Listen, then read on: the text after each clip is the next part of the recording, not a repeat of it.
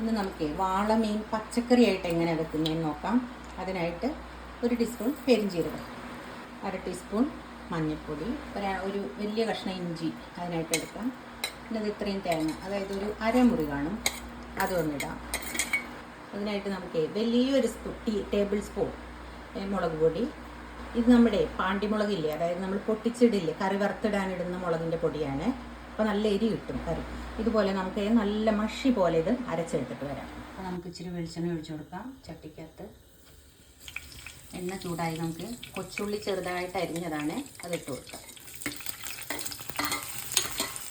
ഉള്ളി നല്ല സ്വർണ്ണ നിറാവുന്നിടം വരെ ഇളക്കി കൊടുക്കും. ഉള്ളിയൊക്കെ നല്ല ഗോൾഡൻ നിറായിട്ടുണ്ട്. അപ്പോൾ നമുക്കിതിൽ അരച്ച് വെച്ച് അരപ്പിട്ട് കൊടുക്കാം.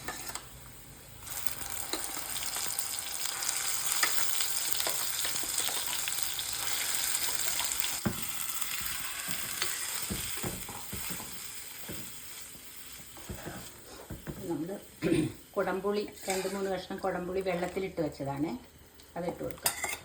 പച്ചമുളക്, കറിവേപ്പില, ആവശ്യത്തിന് ഉപ്പിട്ട് കൊടുക്കാം. അരപ്പൊക്കെ നല്ലപോലെ തിളച്ചിട്ടുണ്ട്. അപ്പം എന്നാൽ നമുക്ക് ഈ മീൻ ഇട്ട് കൊടുക്കാം. ഇതിവിടെ ബെൽറ്റ് വാള എന്ന് പറയുന്ന മീനാണ്. തൃശ്ശൂർ നാട്ടിൽ ഇതിന് തളയം എന്നൊക്കെ പറയും, ചുണ്ണാമ്പൂ വാള എന്നൊക്കെ നമ്മളിവിടെ പറയും.